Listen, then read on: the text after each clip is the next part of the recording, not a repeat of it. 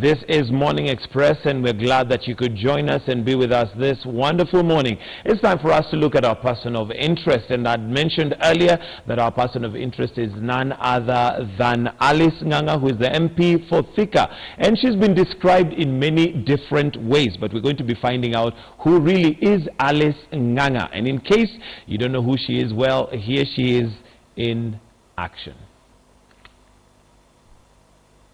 Wanasema wanataka kuokoa Kenya. Kwanza haina kwenyewe ya wale wanataka kuokoa Kenya. Nikasema leo hatokeni mahiza. Wakati nimewapita. Niliangalia picha, nikaangalia miaka.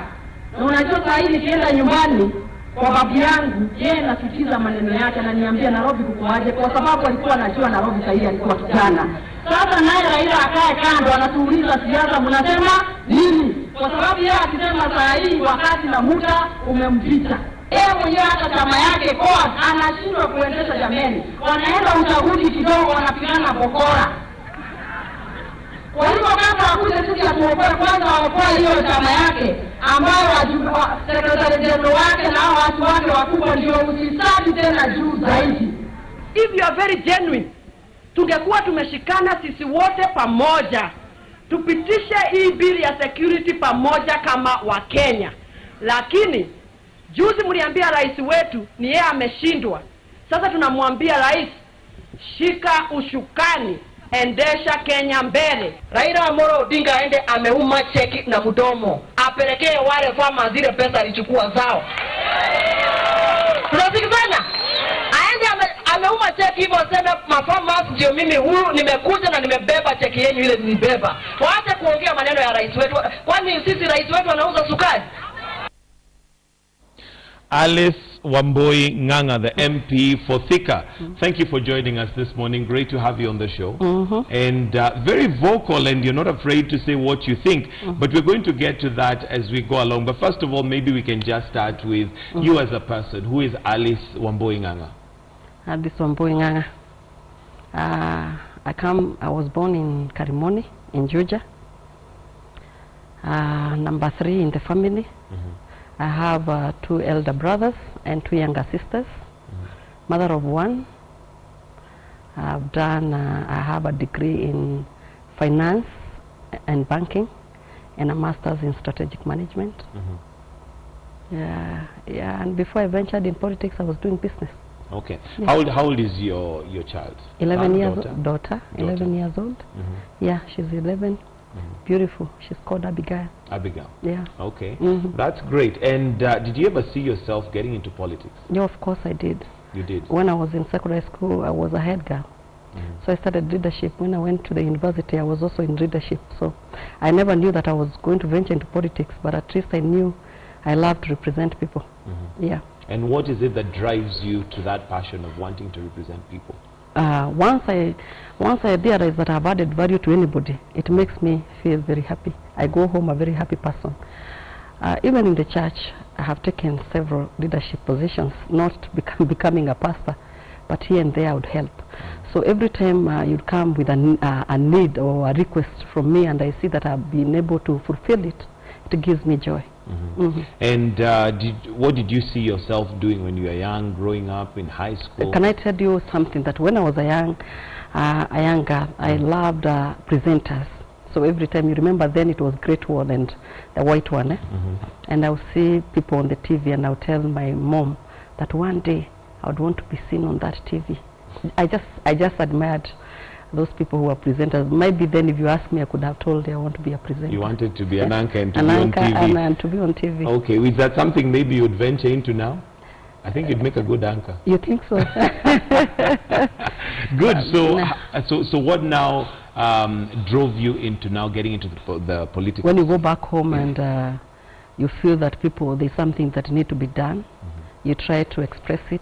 You try to go to those who are representing others, and you want to voice it out and to talk about it, and nobody's listening.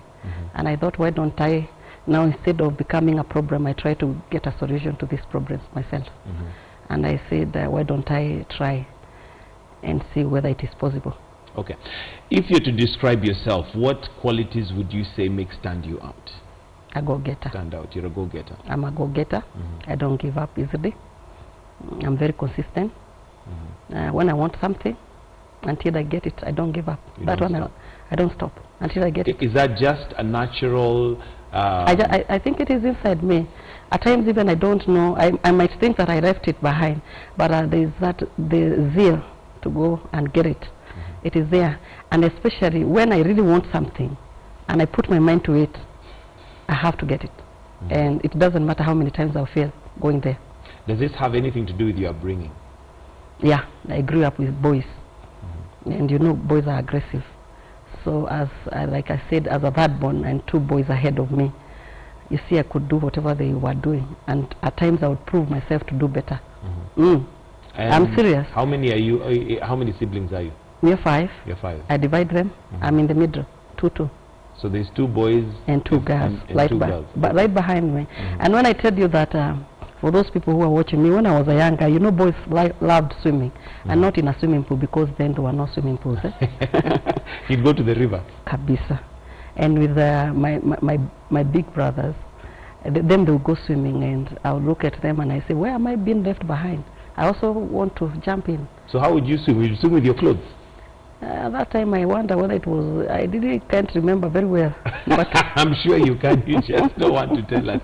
How old were you at this point? I think we were in primary school, and we loved it. And then it was never a family thing. If you remember, a long time ago, it was a communal. There were children from the entire community, and we would do things collectively. And I remember there's one time this river called Darugu was flooded, and the thing was who can get across faster than the other. Oh my God. And you know what? You know, those are the things that children of nowadays can't do, not because they can't do, I don't know. I think it's because of their bringing, but we would cross. And if you get the there, danger. yeah, then it never used to be that bad like nowadays, because all of us would go and come back. And at times we find our clothes were corrected by one of them, might be the parents who are very much annoyed with us. So you'd have to get home. One of you, the one who is courageous, have to get home, go correct you something. It was an adventure. So I grew up with those boys. I can tell you, I thought they had in me just a little bit. Yeah. And how did that influence who you are today? Because, like I said earlier, taking risks are part of life. At times you don't know the outcome, but once you get your mind to doing something, you want to go and do it.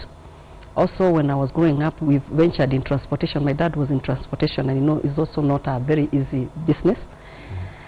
And I became like his personal assistant. And then we ventured into this quarrying business of selling stones. You know, it is also not a very easy business. Kangaroo is a male field, but I do it quite well. You do it quite well. Yeah. And you would consider yourself successful even in that? Even right now. So you did not go into politics as a way of trying to raise funds. It was really driven by the fact that you wanted to represent people. Correct. Okay. Yeah, because I felt the need, especially the people where I work now. When I'm not a politician, when I go to work, when you see them surrounding you, some of them don't have school fees, some of them they can't find their children, and some of the problems that these people have, can I tell you, is hope. They're looking for somebody to give them hope that it is going to be okay. And I can tell you, as a leader, the best thing you can give to people is hope. You know, they say without hope people perish. You know, that to wake up the following day is no longer there. And that's why you find the youth are venturing into these criminal activities, is because of lacking of that hope. They don't have hope. Yeah. Okay. Now, how do you balance your political career, which I'm sure is very busy and very demanding, with your daughter's No, it is never life? easy. It is never easy. But I take it just like any other job. I try my level best. Those who are watching me, they know on Saturdays I don't do politics at all, unless there's an emergency. I just set it aside for her. Even rallies? Unless, no, on Sundays. You see me on Sundays. On Saturdays, I try to avoid them as much as I can. But like I've said, if they need demand, then I can sacrifice that day. But I told myself that I have to set aside a day to be with my daughter. She's growing, you know, she's 11. That one means she's going to be a teenager very soon. So I have to be there with her. We go shopping together. Actually, at times I wake up in the morning and I just want to take her to school, or I pick her on Fridays in the evening. Now, we do know that children learn more from what they see than what they hear, and she is watching you. Correct. What do you want her to learn from you? To be committed with whatever she wants to do, and above all, to be God-fearing. You know, that is the most important thing. I tell people, if you become a God-fearing, there are those things you can't do. Extremist, you know, you get balanced somewhere. What I would want to tell her is that, you know, when you get committed and you really know what you want, and first to have confidence in herself. And that one I try my level best to give her confidence. You know, there are so many children who are very good, bright, and they lack that confidence. And you know, with confidence, it takes you far. Yeah, you stand for who you are. This is me. You don't expect anything else that can't come from you, and you don't become who you are not. Yeah, this is me. This is what you get from me. This is what you get from me. Yeah. Now, what does Alice Nganga do when she's away from politics and taking, for fun? For fun? Yeah, for just... taking a drive. That one, even if you call me after this, but at least this is weekdays. Over the weekend, if you tell me we take a drive, even if not, just driving. Just driving. I like that one very much. Also, I like watching movies once in a while. What's your favorite movie? I don't, anything, but by the way, action movies, I love them. Really? Very. I would have imagined maybe you like the more mushy ones, the love stories. You think so? I would have thought so. No. Yeah, I like somewhere that I'll use my brain as I'm watching. I'm trying to think what will happen next. Okay. You know, these soap operas, I know what will happen next. You can predict. Okay. And there's some cover shots here. Maybe you could just take us through what's happening and some of these activities here. That is planting a tree. Where was that? That is a school, if I can remember. Okay. In And Thika? in Thika, before I start any activity, I plant trees. Okay. Any time. Is that because you have a love for the environment? Very much. Me and my daughter, we have ventured into that. Every time I tell her we plant as many trees as we can. This one I went to visit. This is called Magogoniga Mixed Day School. I went to encourage them. I was talking to them. I was just, you know, telling them they can become whoever they want if they set their mind into doing it. By the way, you see, most of these are different schools. You realize most of the time, I have a love for going to schools. Most of my activities, that is where they are. I believe I am whom I am today because I went to school also. Okay. Yeah. So I'm sure you have a lot to say about the impasse that we have currently between the teachers and the government. And we'll come to that. There you are with a lady. You know, in Thika, every year we do eye surgery. Yeah, that is, I had gone to see how they were faring. Yeah. Okay. Yeah. And are you the sponsor? No, I'm not the sponsor. The business community, they sponsor all the time. Okay. This one, I'm in a place called Kiandutu. Nowadays, we changed that name. You know what Ndutu means? Yes, those are jiggers. Yeah, so we changed. Nowadays, they're called diaspora. I had gone for a football match there, and they are doing quite fine. So do you play football? No, but I like exercising, but not football. Okay. Yeah. All right. There you are again. This one, I was with my president, and you know, your respect. president. Yeah. This is the Thika barracks. Okay. Yeah, we had gone because of the security. You know, we are putting a wall at the border. So we had gone to be shown how it is going to look like. Okay. Yeah. Okay.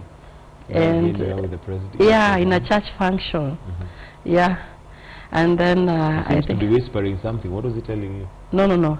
I think he was listening actually to what I was telling him. Oh, you were what were you telling him? I told him that day. Actually, I told him that day, whatever the preacher preached that day is what I read in the morning. Oh, wow. Yeah. Okay. And he was saying, and I said, so the message was meant for his. It was supposed to be his. His message. Yeah, his message. Yeah, for encouragement. Actually, it was that day we did judges. Okay. Yeah. All right. Let's come back now to your political career. Yeah. And you have mentioned that you're a go-getter. And of course, you didn't make it to a political seat at the first try. Neither the second one. No, the second one. It was the third one. Take me through that. What gave you that tenacity to think that I can actually do something in this environment and male-dominated environment? I was 29 by then, by the way, when I started looking for that seat. Wow. Yeah, and then when we went to 2007, I didn't believe it that I can do it. I put all my efforts there. I remember when I started campaigning, nobody ever took me very seriously.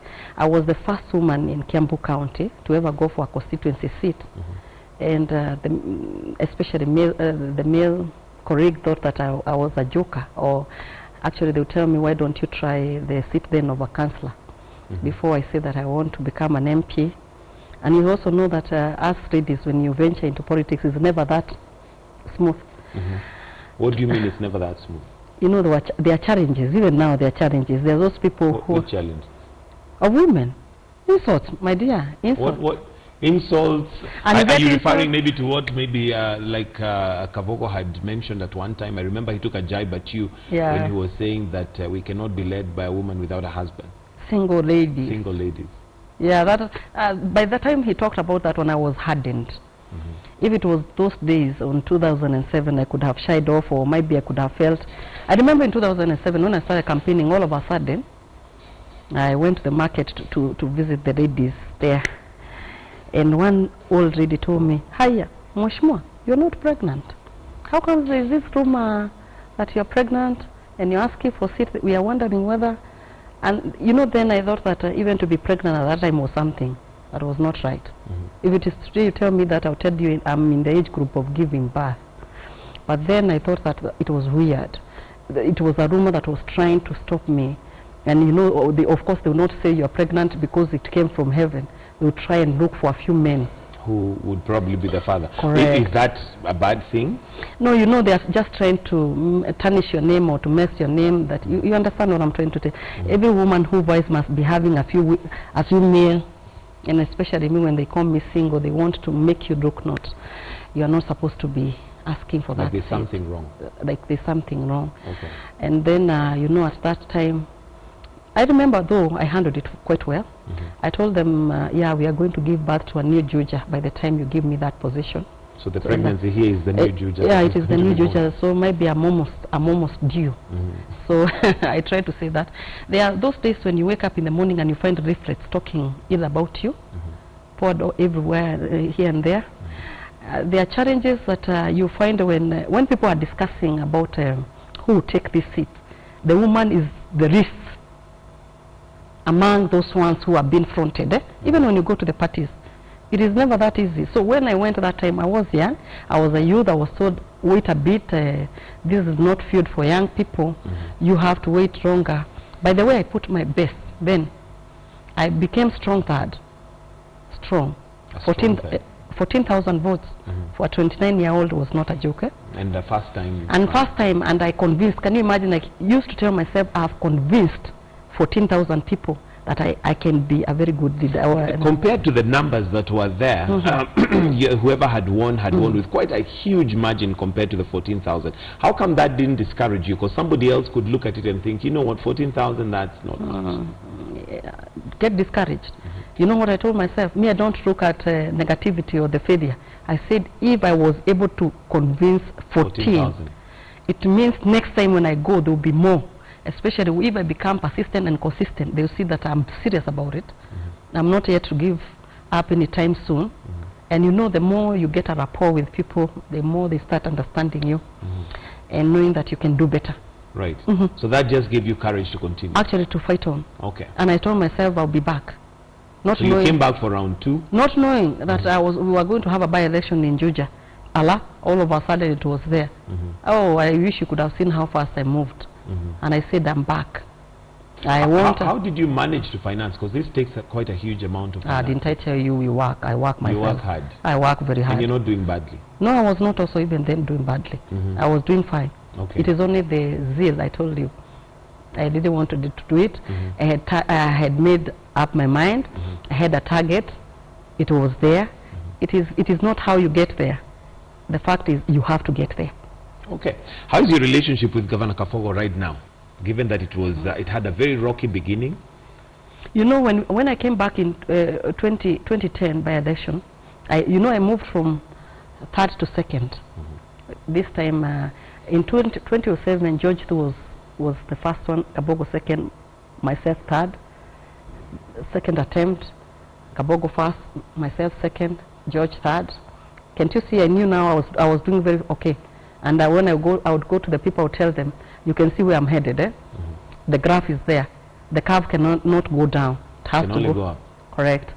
And so I think what Kabogo has with me is only that I have been a competitor for some time. So is as a person, I don't hate me. So your difference is not personal, it's purely a political thing. It's not personal. But sometimes it sounds personal when It is him who person. It is him who becomes personal. If you have ever seen my statements, I've never attacked him, not in a single time. If it is not issue-based, I only attack when it is issue-based. Personally, as a person, I'm not interested. You know, we have been given this position by people. People, when they give, it is people who are supposed to vet us. Is that not me who is supposed to vet you when I sit down here? And we went through that process in 2013. So all of a sudden, when I heard Kabogo saying that next time when people come to ask for seat, you ask them where their husbands or their wives, where they are, and like blah blah, and he meant me, and he said other ugly things actually. I was wondering, Thika people knew who I was. I don't think they could have voted for me overwhelmingly when they did not know me. And this time, I'll tell you this, in this current parliament, I think I read in the total number of votes that were casted that day, in 290 constituencies. And I want to tell you, when I hear somebody like my governor addressing me in such a manner, I felt pity for him and ashamed. It's just like, and I don't want to divert, it's just like how Mudama talked about women. There are men who actually don't respect women. Because when I went there, I said, this is me. The same way when I sat for KCP exams, that was me. It is me who performed on that paper. When I went to Form 4, that was me who sat on that paper. And when I went to Form 4 or in Class 8 or in the university, there was no exam set aside for ladies and those ones that were set aside for men. No. It was the same examination. Ingieni kwa uwanja, do the best you can. Even when I went to ask for votes, I put myself with the other colleagues there. And the Thika people decided who was going to represent them. So when you address me, don't think those people don't know me better than you. They knew. Before anybody votes for a candidate, they must have written a few points down about that person. So him saying that, and I want to tell you, when I'm seated here, it is me you invited. You won't know who is at this Nganga. So when I go to address the issues of people at the grassroots, it is me who offers the solutions to their problem. Or it is me who put something that is needed to be addressed at that time. Not my spouse. It is you as a person. It's me as a person. The spouse, what the spouse can do is to complement the work that the one who has been given that position to do. When you came here, you left your spouse at home. It is you who is doing this job. So it is you people who know. So it is me, people who should know. So in regards to having a spouse or not, that should not be important in regards to the job that you have to do. That's what you're trying to say. And that one was a very good thing, because when I go there now, the women tell me, when they are addressing issues, I am single but strong, ready to handle issues, and that is what I tell them. Okay. And I also tell them, as a husband, either a wife or a husband, is God-given. Just the same way you'd want to come out of here and you say, God, can't you bless me with another car? You know that is a matter of God to do it at his right time. So don't make me feel inferior. Okay. Talking about issues and issue-based and not attacking people, you are one of those who are accused of having stripped Johnston Muthama in Parliament. So what happened? No, I did not do it. So you are not one of those who went up there? Yes. I went up there. And did you participate in the process of stripping Muthama? No, I did not. So what did you go up there to do? To chase them away from there, because there were senators making a lot of noise in Parliament. We wanted them out so that we could conduct business in that house. They came there singing and uttering bad utterance. Weren't there other ways of doing? Oh, you think we never tried, my dear? And what did you do? Do you know we went there in the morning, and this was in the afternoon. We tried to be, we are the government, now we need to give a good example to this. We tried that, and we went back, we were called, we went back, we behaved, we are the government, this is exactly what need to be done, leave them alone. Oh, the more we sat down there pretending to be good, the more things were become. So, you know, there are those people when you try this, you know, when you want to solve problems, You try all avenues. We tried the calm way, the dialogue way. This is National Assembly. So the only way left was now to strip him. I don't know whether he was stripped or he went there saying he was stripped. Or the only thing I know is at times when you want to deal with a beast, you become one for you to be at par and for you to deal with it. You know, you can go to chase away a devil and you have not fasted enough and prayed enough, and the devil will undress you. So you better, there's a time, even Jesus took a whip. It comes a time when people need to be whipped. So was that the time for him to be whipped and dealt with it? I want to tell you, we wanted them out of that gallery, and yet they went out, and we passed the security. There were so many other members of parliament present. Why did you feel that you had to be there yourself? As some of these things is not why I was there. I found myself there. You see that there's that difference. I just found myself there. Yeah, not because there were many. We are 349. So, and we are different. And everybody with their own character. Correct. Now, when your daughter maybe sees something like that, how do you reconcile that? What do you tell her? See what? The only thing I'll tell you, the way we behaved that day is not the best way possible for all of us. So are you apologetic?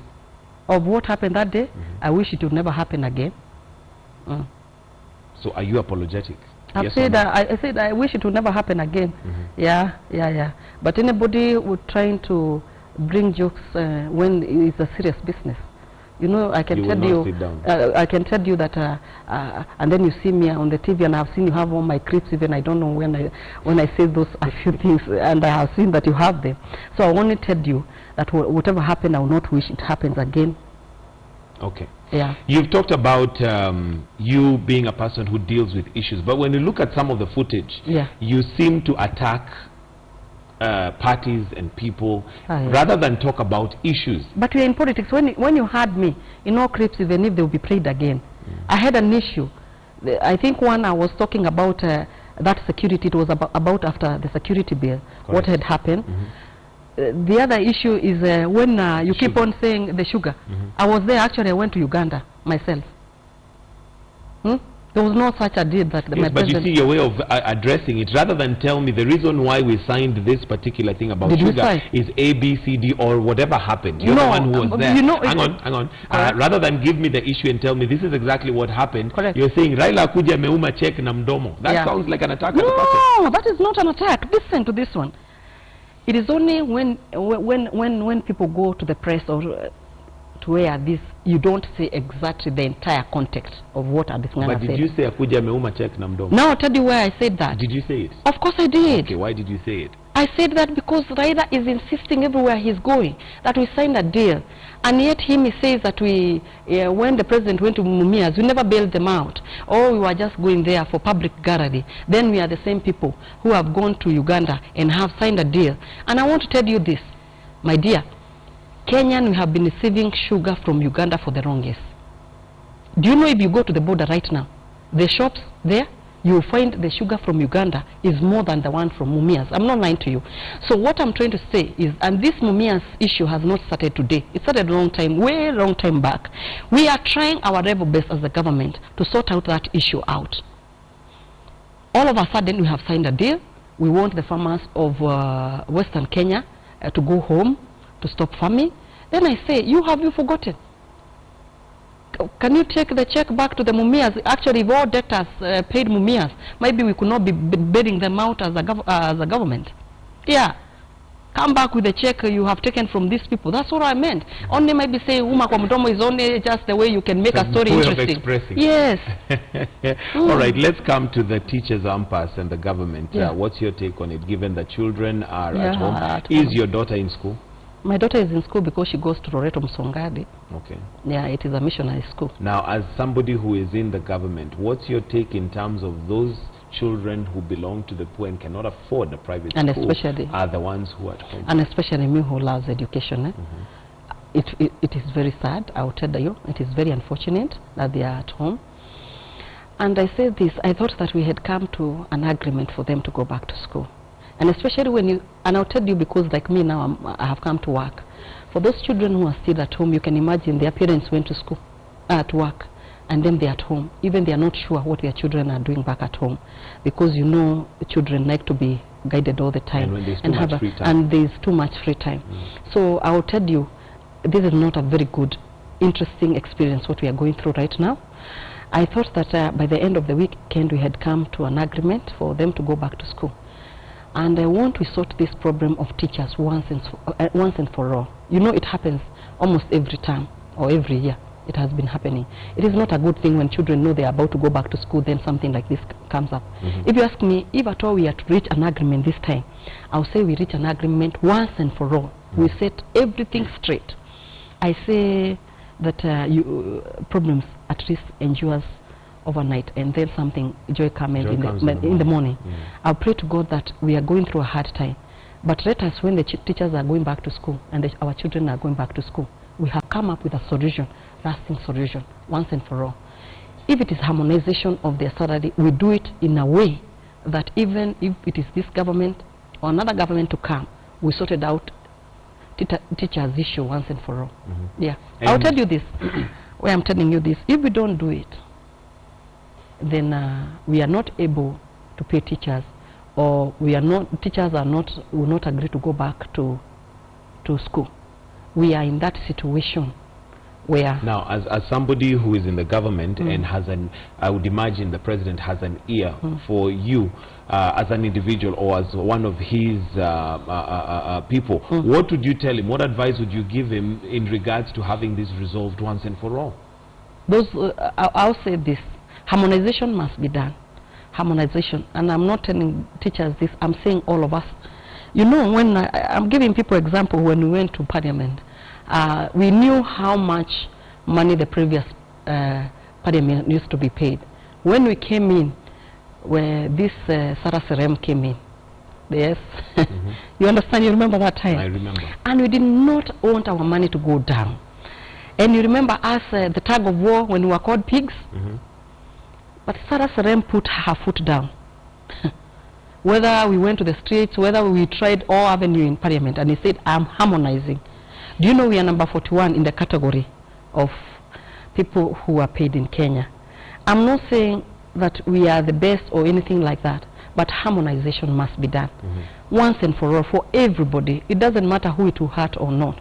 So that so that whether you went to the university, I went to the university, the amount of money you are paid, let there be harmonization for everybody. Okay. So I would say these issues of teachers, we are stakeholders.